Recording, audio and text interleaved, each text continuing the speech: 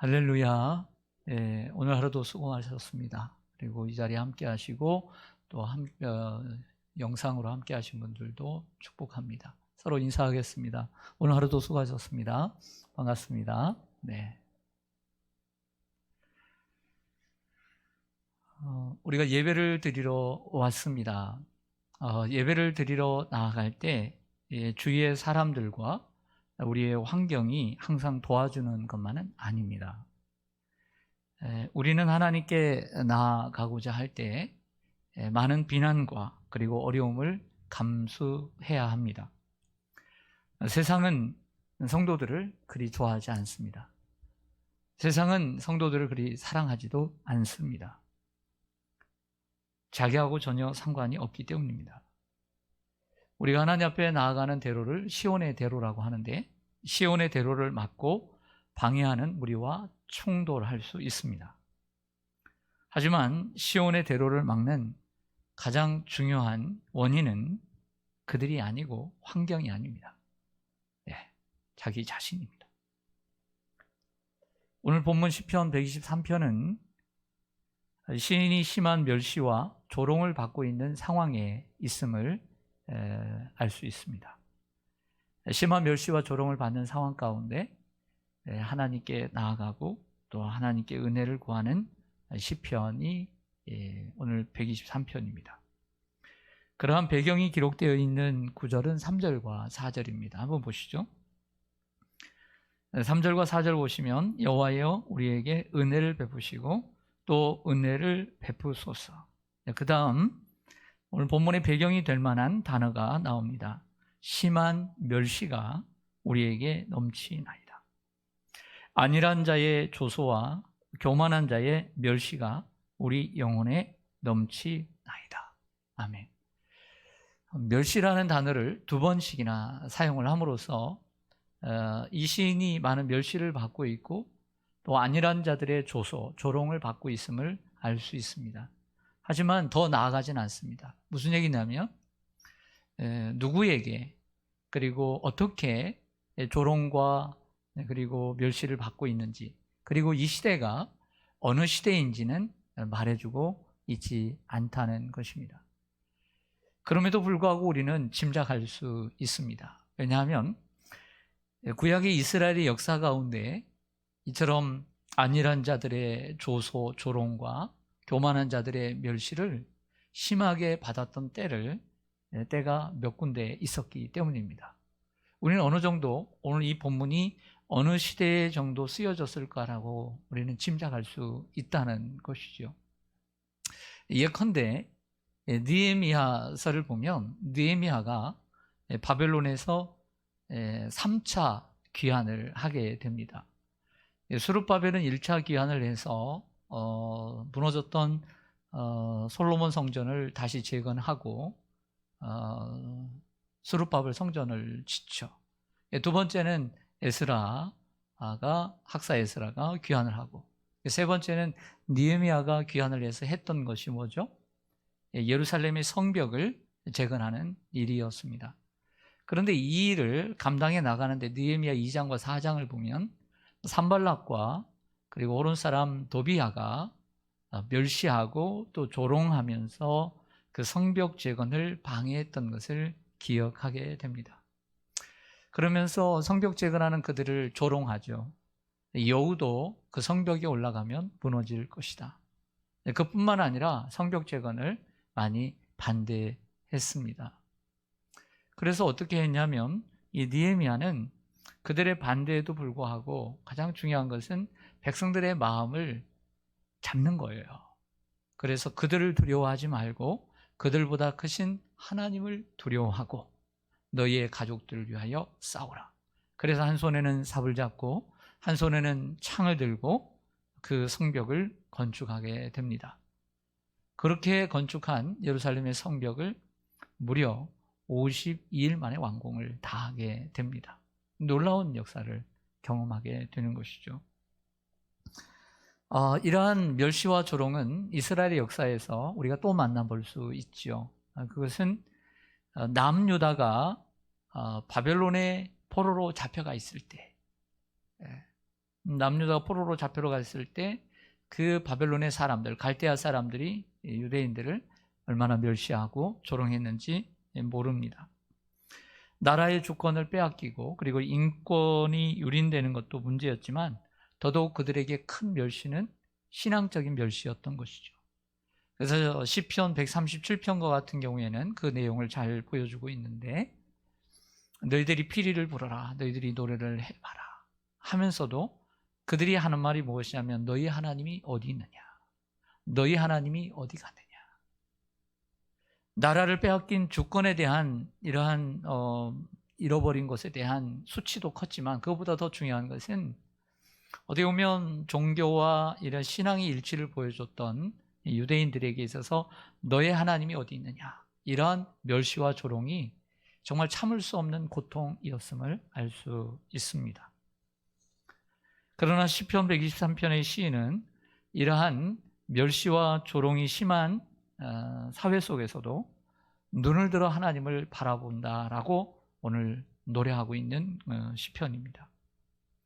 그래서 오늘 저는 이 시인이 하나님을 어떻게 바라보고 있는지 말씀을 드릴 겁니다.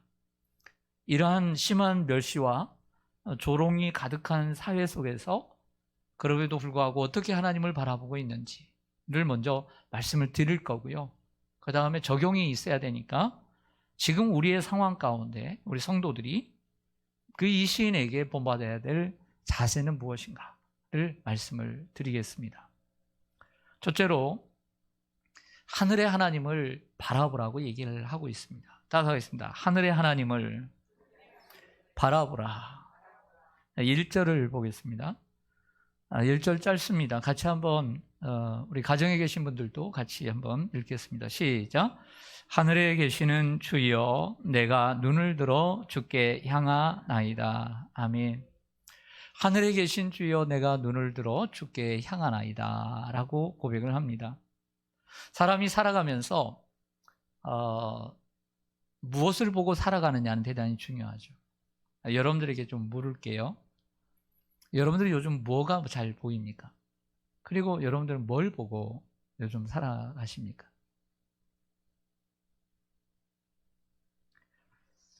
그렇다면 여러분들은 어디를 그러면 많이 보고 사십니까?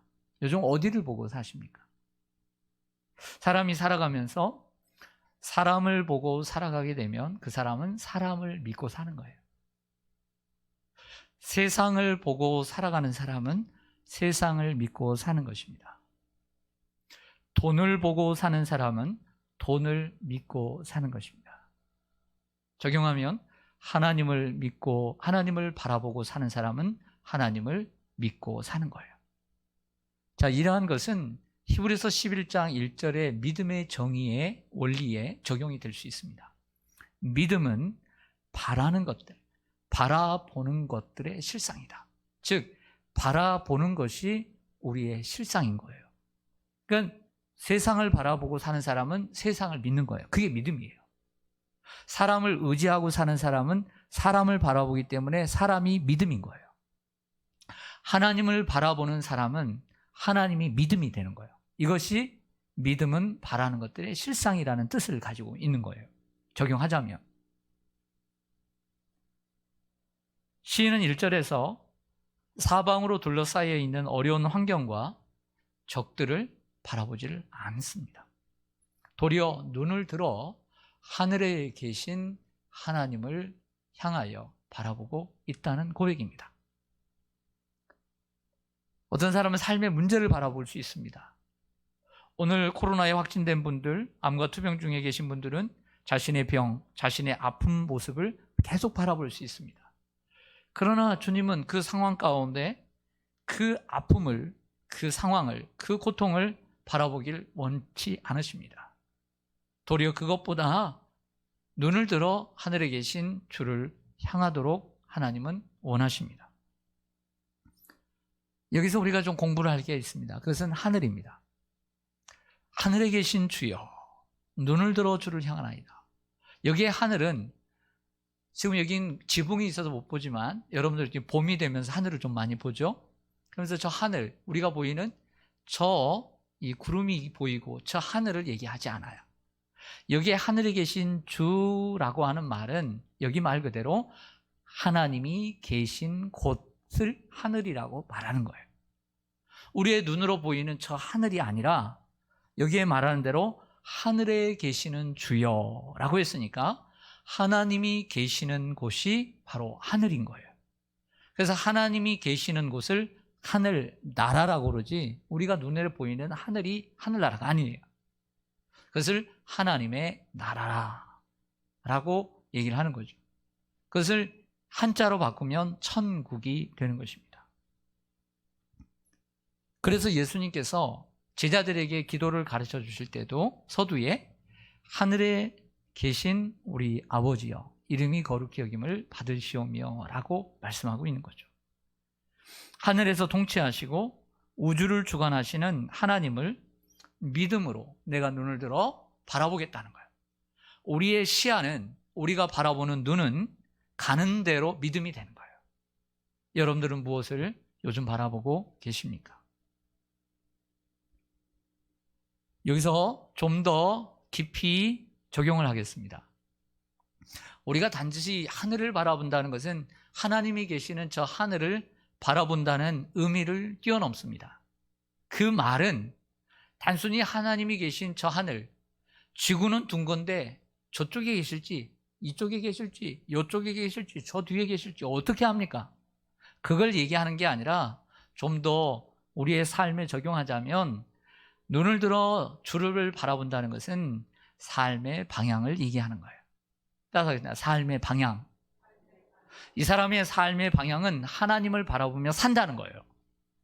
하나님을 바라보며 산다는 거예요. 하늘에 계신 주를 바라본다는 것은 결국 삶의 방향이 하나님께 맞춰져 있다는 거죠. 이것을 다시 풀어서 얘기하면 나는 인생을 살 때 하나님을 의지하고 하나님을 신뢰하며 하나님의 말씀을 따라 살겠습니다 라고 하는 것이에요. 이해가 돼요? 예를 들어 성경에 그런 사람을 소개할게요. 다니엘입니다. 다니엘은 남유다의 끝머리에 거의 바벨론에 이제 지배를 당하게 되었습니다. 그래서 주전 605년에 바벨론의 1차 포로로 잡혀갈 때 잡혀갔던 사람입니다. 근데 10대의 소년인데 그가 귀족의 자녀였어요. 그러니까 똑똑한 사람들을 먼저 데리고 가서 바벨론의 정책 중에 하나겠죠. 이런 사람들을 쇠뇌시켜가지고 유대를 바벨론화 시키려고 하는 그런 생각이 있었겠죠. 그런데 여러분, 이 다니엘이라는 이 어린 소년이 그 낯선 땅 바벨론에 가서 뜻을 정했습니다. 뜻을 정했어요. 여기서 뜻을 정했다는 것은 삶의 방향을 정했다는 거예요. 다시 풀어서 얘기하면 나는 하나님을 의지하고 하나님을 신뢰하며 지금까지 배웠던 하나님의 말씀을 따라 나는 어디에 있든지 살아가겠노라고 얘기한 거예요. 다니엘서 1장 8절을 자세히 읽어보면 다니엘이 뜻을 정하여 왕의 음식과 그리고 또한 그가 마시는 포도주로 자기를 더럽히지 않겠다. 그러니까 하나님을 신뢰하면서 내가 먹을 것과 먹지 말아야 될 것, 마실 것과 마시지 말아야 될 것을 정하고 살아가는 거예요. 이게 삶의 방향인 거예요.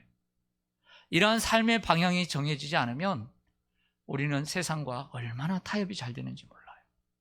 세상과 얼마나 타협이 잘 됩니까? 이것을 세속화라고 얘기를 하는 거예요. 교회도 세속화가 문제입니다. 하나님의 것을 하나님의 말씀대로 바르게 인도하지 못하고 세상과 교회를 타협하는 것. 그래서 세상이 이 교회가 세속화되는 거예요. 여러분, 우리도 마찬가지고 우리가 자랐을 때 여러분들이 한참 청년의 시기에 주님을 만나고 장년의 시기에 주님을 만났을 때 여러분들이 이러한 삶의 방향성이 정해지지 않았다면 여러분들의 믿음이 제대로 지켜졌겠어요? 여러분들의 믿음이 올곧게 펴게 서겠어요? 만약에 여러분 자녀들 생각해 봅시다. 우리의 자녀들이 다니엘처럼 10대 그리고 20대입니다. 이 자녀들이 점점 세상에 나아갈수록 정말 세상과 더 긴밀하게 접촉할 수밖에 없거든요. 대학을 가면 술 문화이고 또 직장에 나가면 회식 문화고 그런 상황 가운데 얼마나 많은 유혹들이 있겠습니까? 그런데 삶의 방향성이 바르게 정해지지 않는다면 제대로 신앙 지켜가겠어요? 이걸 얘기하는 거예요. 하나님을 바라보겠다는 것은 어떤 상황이 와도 하나님을 의지하고 하나님을 신뢰하며 내가 다른 나라에 가서도 하나님의 말씀을 따라 살겠다는 삶의 방향성이 정해진 거란 말이에요. 얼마나 중요한지 몰라요. 다니엘 때문에 조금 빛을 발하긴 하지만 그 세 명의 친구들 사드락과 메삭과 아벳느고도 삶의 방향성이 확실한 사람들이었어요. 우상 앞에서는 절대 절하지 않는다. 그래서 결국 풀 속에 내가 들어가는 것보다 내가 우상 앞에 절하지 않겠다.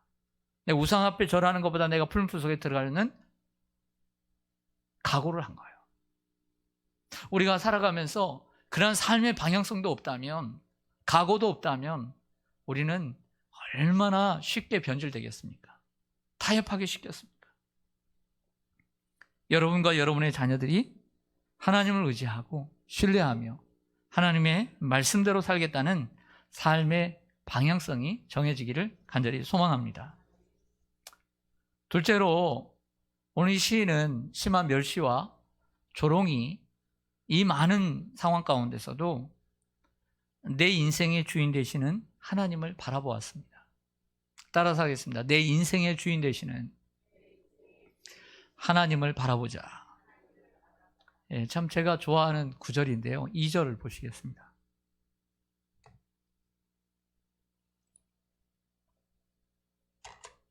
강단에 꽃이 나왔습니다.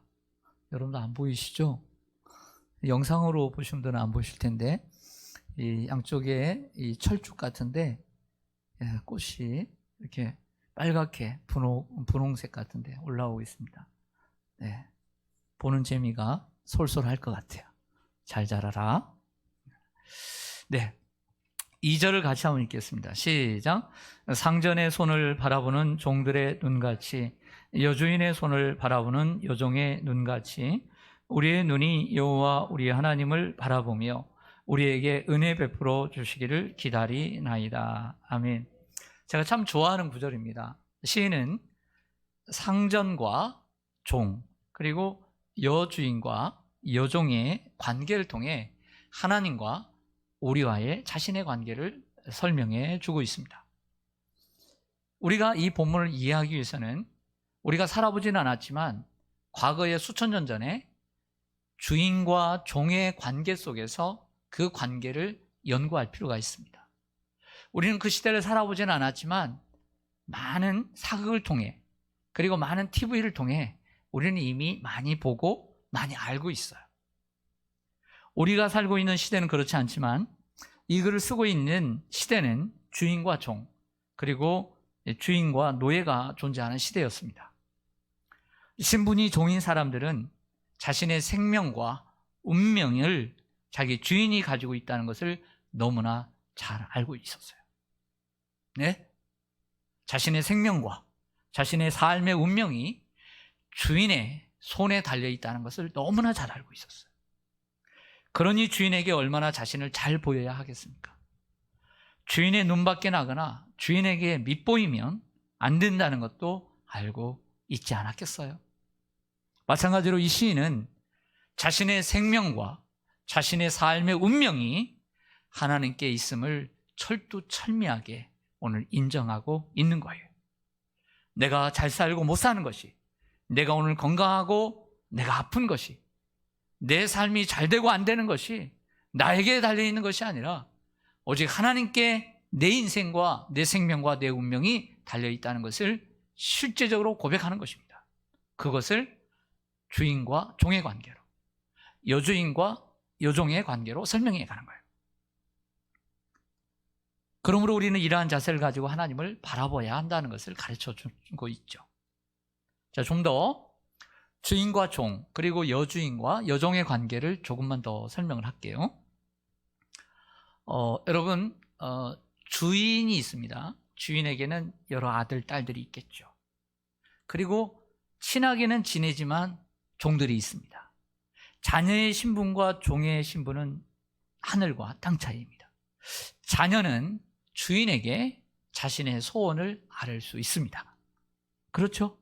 그러나 종은 나이도 비슷하지만 절대 자신의 소원을 주인에게 아뢰 수가 없습니다.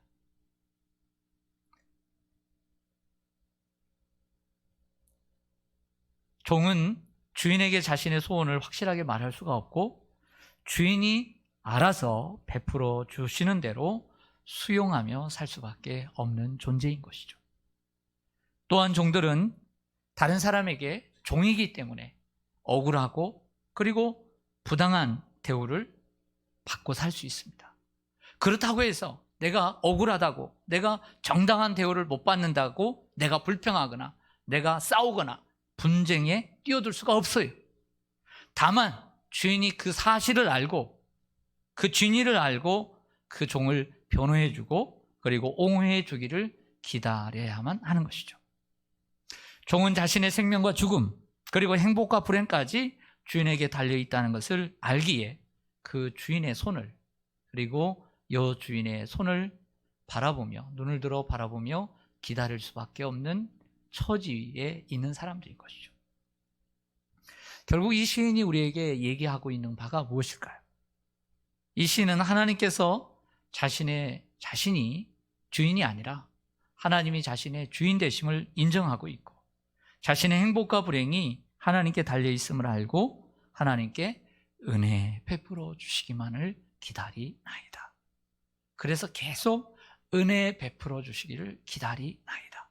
그리고 그 다음 구절에도 또 똑같이 은혜를 베풀어 주시고 또 은혜를 베풀어 주시기를 바라나이다 라고 할 수밖에 없는 거죠.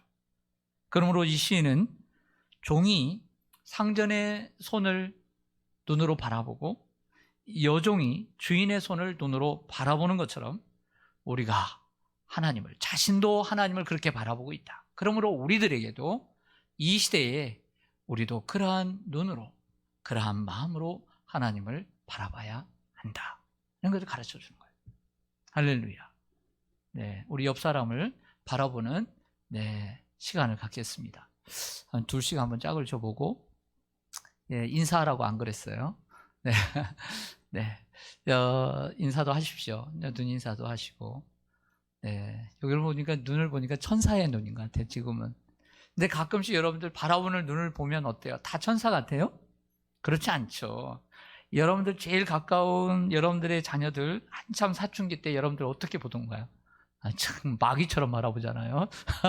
예, 자신이 마귀인지 엄마가 마귀인지 모르는 정도로 쳐다보잖아요. 네, 그러나 너무 걱정하지 마십시오. 그런 자녀들이 나중에 효도 더 잘한답니다. 잘하게 될 줄로 믿습니다. 착하게 자란 자녀들도 더 효도 잘할 줄 믿습니다. 우리의 자녀들은 다 효자밖에 없는 줄 믿습니다. 네. 제가 이제 좀 서로 바라보라고 했던 것은 사실은 이제 할 수는 없지만 좀 더 낮은 자세에서 높은 자리에 있는 주인을 정말 바라보는 그 눈은 어떤 눈일까? 정말 나에게는 내가 주장할 권리가 없어요. 단지 주인이 은혜 베풀어 주시기를 기다릴 수밖에 없고 내가 지금 너무나 억울하고 부당한 대우를 받는데 이건 내가 따질 수도 없어요. 왜냐하면 내 처지가 종이니까 분쟁에 뛰어들 수도 없어요. 분수를 아니까. 단지 주인이 이 사실을 다 아시고 정말 나를 옹호해주고 나를 변호해주기만을 기다릴 수밖에 없는 이 종의 자리에서 그 주인을 바라보듯이 우리 성도들이 정말 우리 하나님을 바라봐야 된다는 것이죠. 그 눈이 얼마나 아름다운 눈일까요? 그 눈이 너무나 예쁘지 않겠어요? 그 눈이 너무 사랑스럽지 않겠어요?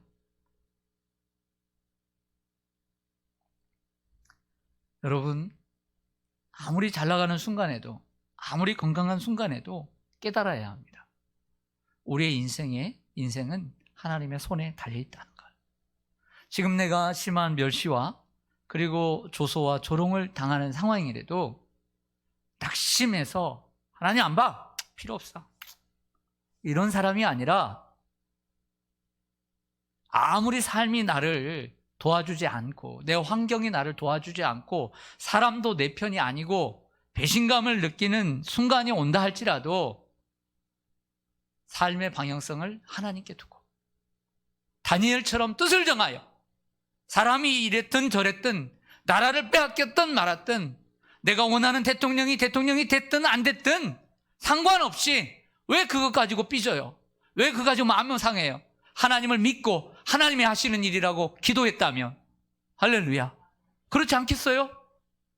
하나님의 주권에 달려있다라고 했는데 어떻게 하겠어요? 하나님이 하셨다는데.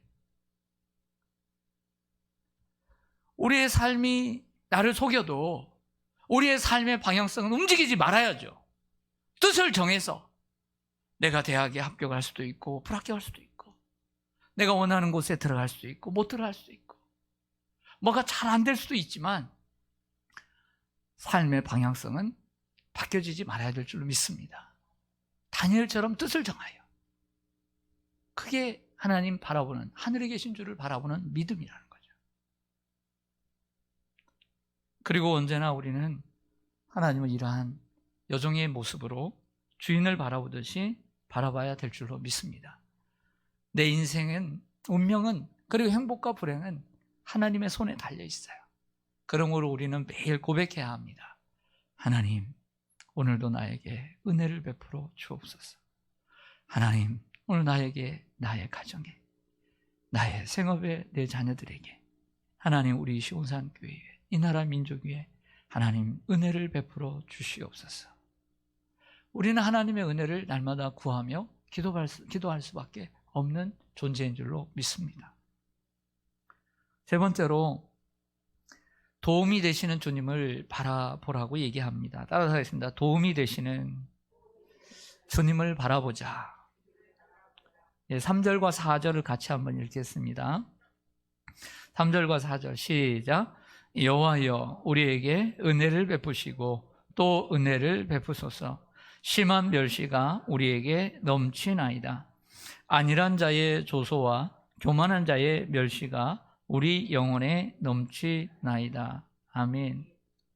처음에 말씀드린 것처럼 우리가 하나님 앞에 나아가려 할 때 우리의 환경과 또 우리 주위의 사람들이 늘 도와주는 것은 아닙니다. 도리어 반대하고 우리를 방해할 수 있습니다. 하지만 생각보다 이 시인이 처한, 그리고 이 시인이 속한 공동체가 처한 상황은 아주 다급하고 곤란한 것 같습니다. 그 의미를 찾아볼 수 있는 단어는 넘치나이다, 넘치나이다. 3절과 4절에 끝나는 단어입니다. 다시 3절 하반절을 보시면 심한 멸시가 우리에게 뭐하나이다, 넘치나이다. 4절 하반절에도 보면 교만한 자의 멸시가 우리 영혼에 뭐하나이다, 넘치나이다. 이 시인이나 이 시인이 속한 공동체, 이 가정이나 그 사회나 국가가 당한 고난과 멸시가 생각보다 아주 심하다는 상황을 우리가 그려볼 수가 있습니다. 두 번씩이나 이처럼 넘친다는 표현을 우리가 볼 수가 있습니다. 아마 욥 같은, 개인적으로 볼 때는 욥 같은 사람이 아닌가 싶습니다. 욥은 한두 가지 고난이 아니잖아요. 네, 너무나 큰 고난, 넘치는 고난을 받고 있어요. 우리가 고린도 후서에도 작년에 고린도 후서를 같이 서너 달 동안 말씀을 나누면서도 바울의 그 가장 개인적인 서신, 개인적인 아픔들을 토해냈던 그 고린도 후서를 통해서 알 수 있었던 것은 그가 받은 고난이 얼마나 컸는가 우리가 생각해 봤습니다. 분명 이 본문 속에는 어떤 그런 고난의 측면이 아니라 멸시와 조롱의 측면인 것은 맞지만 무엇이든지 적용할 수 있다고 생각이 되어집니다. 그럼 우리가 여기서 이 시인이 바라보는 것을 바라보는 눈이 필요합니다. 무슨 얘기냐면 이 시인은 자신이 받는 멸시와 고난이 즉 조롱이 넘치고 있다는 걸 알아요. 생각보다 크다는 걸 알아요. 넘치고 있지만 그 내 고난의 크기보다 하나님이 자신에게 주는 위로의 크기가 더 크다는 것을 알고 있었어요. 오늘 이겁니다.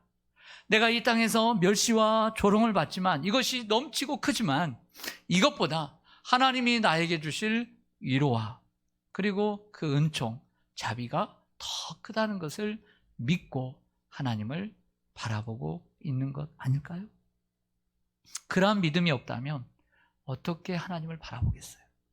이 땅에서 받는 고난, 여러분들이 이 땅에서 받는 아픔, 그 고난보다 우리 하나님께서 여러분들에게 주실 위로와 자비가 더 크다는 것을 믿을 때 하나님을 바라보게 되는 줄로 믿습니다. 이러한 믿음이 여러분들에게 있기를 주님의 이름으로 간절히 축원합니다. 아멘. 우리 오늘 이 말씀과 상관된 말씀을 같이 찾아보겠습니다. 로마서 8장 18절. 안 찾는 분들은 그 말씀을 다 외우는 줄로 믿겠습니다. 진짜예요. 로마서 8장 18절 신약성경 250쪽입니다.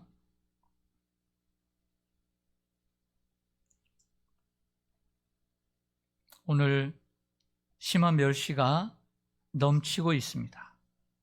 그런데 그것보다 크신 하나님의 위로가 더욱 크다는 것을 보는 거죠. 18절 시작. 생각하건대 현재의 고난은 장차 우리에게 나타날 영광과 비교할 수 없도다. 아멘.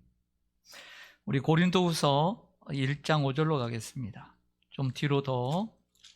고린도후서 1장 5절 286쪽입니다. 286쪽 고린도후서 1장 5절. 성경을 자주 찾아야 성경을 빨리 찾을 수 있는 건 연습밖에 없습니다. 고린도후서 1장 5절 시작. 그리스도의 고난이 우리에게 넘친 것 같이 우리가 받는 위로도 그리스도로 말미암아 넘치는도다. 아멘. 넘친다는 단어가 두 번 나옵니다. 우리가 고난이 넘치지만 그리스도로 받는 고난이 있지만 그 그리스도가 우리에게 주신 위로가 더 넘치다고 얘기합니다. 우리가 잘 아는 시편 23편으로 가겠습니다. 시편 23편. 오늘 123편인데요. 시편 23편으로 가겠습니다.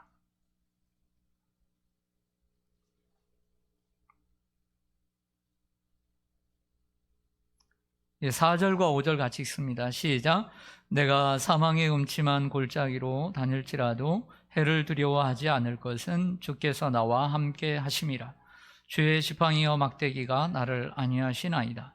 주께서 내 원수의 목전에서 내게 상을 차려주시고 기름을 내 머리에 부으셨으니 내 잔이 넘치나이다. 아멘.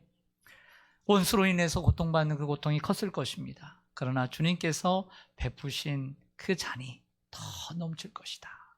또 넘친다고 고백합니다. 욥기 42장 앞으로 조금 더 가서 욥기 42장 10절입니다. 욥기 42장 10절.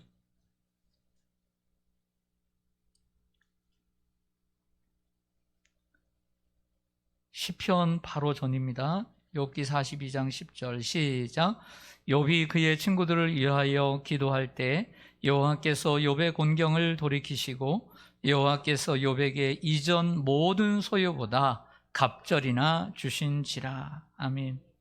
욥이 당한 고난 위로 주시고 빼앗긴 것보다 갑절로 더하여 주시는 넘치는 은혜. 에베소서 3장 20절 가겠습니다. 신약성경으로 돌아갑니다. 에베소서 3장 20절 신약성경 313쪽입니다.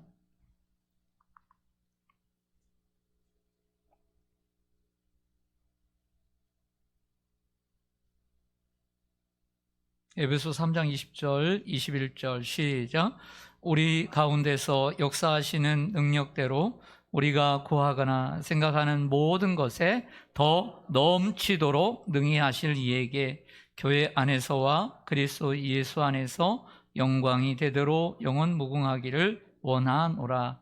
아멘. 지금 아마 여러분들이 당하는 고난이 참 크고 또 넘치게 느껴질 수도 있을 것입니다.